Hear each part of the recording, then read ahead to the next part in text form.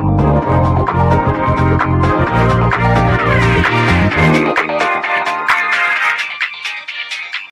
guys, welcome to this week's review of The Real Housewives of Salt Lake City. Let's get into it.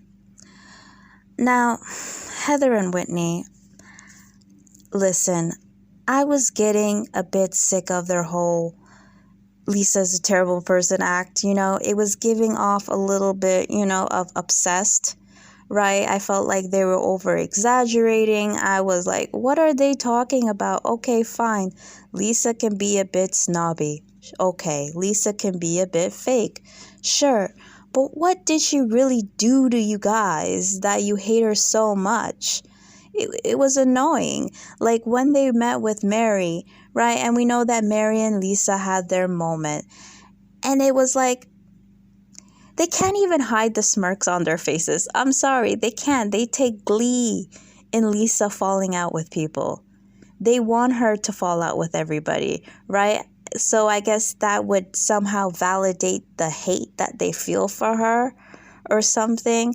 So when I see that, it's like, it turns me off.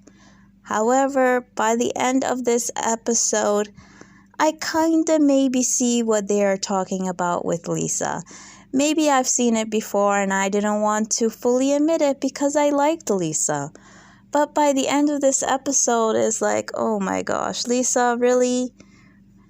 But on the flip side of it is like, okay, we know how these reality shows are. We know that these moments or these scenes are a bit contrived, right? They go out of their way to create drama. This isn't quote unquote real life. So it's like, I'm really up in the air with certain moments. By the end of the episode, I'm like, you guys are terrible actors, right? Because Lisa and Meredith want to act like, particularly Meredith, you want to act like you didn't hear the rumors about Mary. You want me to believe that? I heard the rumors about Mary, and I'm not even in Salt Lake City, so you're not fooling anybody, Meredith, with the whole, oh, we were such good friends. Well, sorry, that's not Meredith. We were such good friends. I'm so good friends with Mary. I was so shocked. Oh my God, like, I'm gonna cry. It's like, shut up, Meredith. You know about the Mary rumors. Everybody knows about the Mary rumors, okay? You guys just needed an excuse to bring it on camera. So you bring this random guy, and Lisa's like, yeah, we're really good friends. This is my really good friend. That's how I met Mary. And it's like, he comes over to Lisa, oh, so, about that thing that you said you were gonna, give me, and, oh, hi, Meredith. Oh, yeah, that Mary, you better stay away from her. She's done a lot of terrible things. Like, I don't know, that was just so fake. Salt Lake City, you're getting a little heavy-handed, Producers, can you be a little bit more discreet? Can you give us a little bit more believable scenes? Because you're not gonna convince me that Meredith didn't know about Mary. Everybody knows about Mary, right? But hey, you know what? I'm here for it. I'm here to hear this. I'm here for the stories. So let me not complain too much. Speaking of Mary, so when Mary met with Heather and Whitney, right, she did admit that she was triggered by Lisa, because she doesn't like when people question her, because it reminded her of her relationship with her mother. Like I said, kudos for Mary for admitting that, but I don't get the connection. I don't get how Lisa saying that, oh, I'm going to Google that, has anything to do with your mother kind of disowning you for 25 years. Like you don't like when people question you? that's kind of a weird trigger. You need to work on that, because I don't think that's a realistic expectation to have in the real world.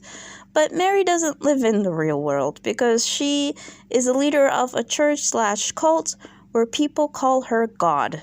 Or was it Jesus? I don't know what it was, but she's not living in the real world. So I guess if you're God, you wouldn't question God, so you don't question Mary, I guess. Like, her family dynamics, like, is so weird and off. Like, you would think her mother wouldn't be talking to her because she married her grandfather, aka her mom's stepfather.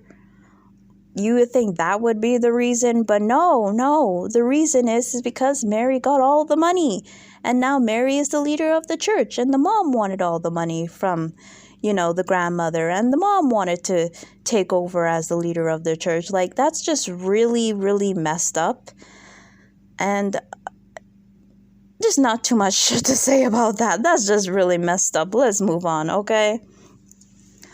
So Lisa, and despite the fast food that she feeds her children every day, she seems to be doing a good job with her family, with her kids. Like, her older son, Jack, he has a lot of confidence. Like, I don't have that level of confidence. Like, I couldn't speak in front of a room of people and be as confident as Jack was. So Lisa's doing a really good job. I mean, the first season, I did find it kind of weird that the kids are coming up with a hair care line. That was sort of their family activity. That was a bit odd. And I thought it was more so, like, the kids were just sort of the face, and that maybe it was just a vanity project. I still kind of feel like it is a vanity project. But this episode, it was great to see how the kids, particularly Jack, I believe her older son, they're really involved. And you know what? It's a great learning experience and everything. So good luck to them.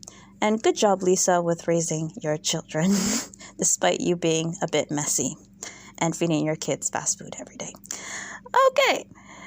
So much crap happened this episode. Oh my gosh. So Jen, there's one scene where Jen and Lisa, I don't know if you guys heard the audio of Jen cussing somebody out. I believe it was a designer. I heard the audio. I mean, if you didn't hear the audio, just picture Jen in this episode yelling at Lisa. Like, why was she yelling at Lisa? Why was she freaking out? Like, when I watch Jen, I just get nervous because I just feel like she's going to have a breakdown every moment, at any moment. You say the wrong thing and she freaks out. She flings things. She's really unstable at this point. And it's not even, to me, it's not even entertaining anymore. It's not. Like, she can go next season, because shows like this is predicated on drama. We know that. So you can't be freaking out anytime someone has an issue with you or anytime that there's conflict, because that's toxic. The other ladies are going to be afraid of you. Lisa's the only one that seems to have patience with her and can tolerate that, but it's just a little too much. So, Lisa, well, for the Fresh Wolf or whatever it's called, they have a charity event, right? And it was sweet. I didn't know, hearing about Lisa's husband and that he was adopted, so that was a great backstory. So they were having a charity event, I believe, for foster children. And she didn't invite Jen. She invited she invited Meredith and Whitney, but Whitney couldn't make it. Right? And she didn't invite Jen. And it's like, I don't blame Lisa for not inviting Jen, because Jen is volatile. She's all over the place. And it's a charity event. God forbid she runs into Meredith, right?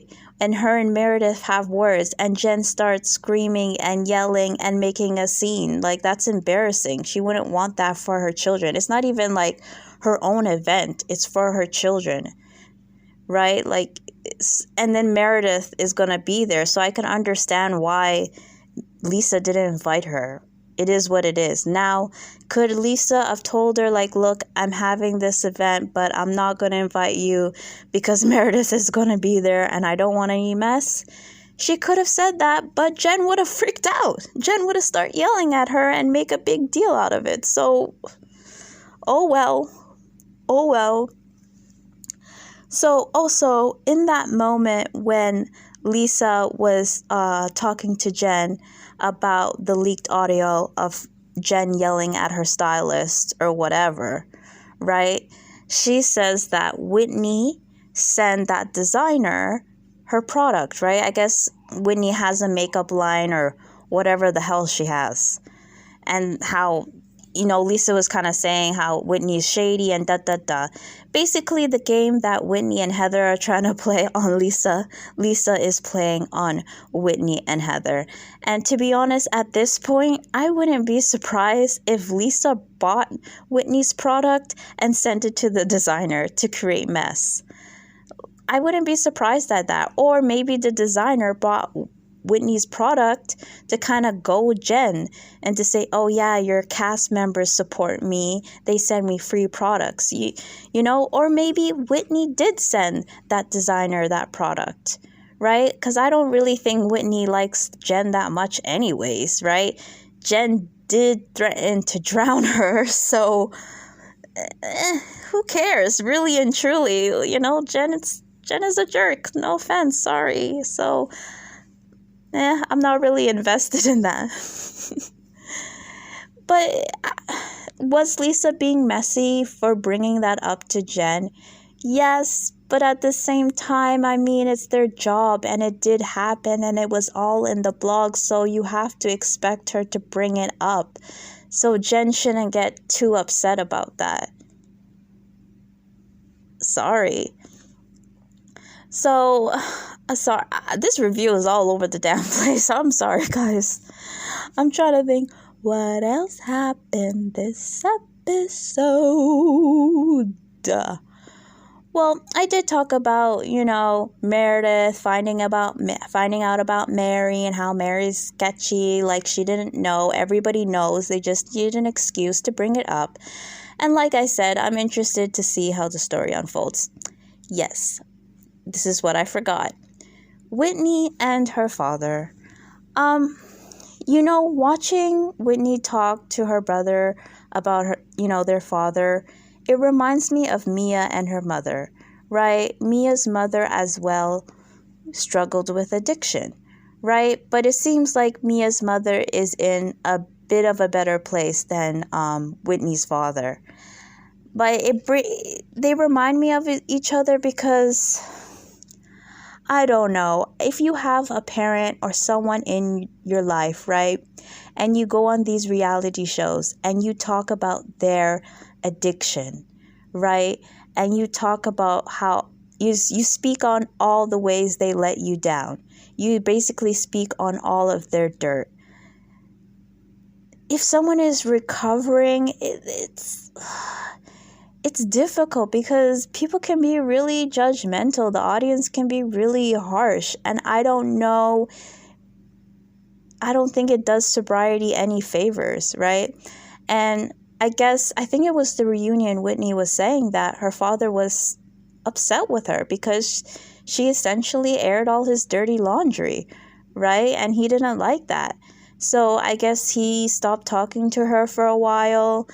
And then Whitney recalled a time when, just like Mia, where they have their parent watch the kids and it doesn't go well. They have similar stories, kind of weird, right? And then, it seems like he relapsed. And I don't know, I have mixed feelings because at the end of the day, I mean, this is Whitney's life. She's allowed to speak on it, but you're not telling your story alone. You're telling someone else's story. And then you're putting them, and they're already kind of struggling, and then you're putting all their business out there for the world to judge. I don't know how that's going to help the relationship, if I'm going to be completely honest. But yeah, I don't really know what to say about that. Anyways, I've been rambling on long enough. So, yeah, that's my review, guys. See ya.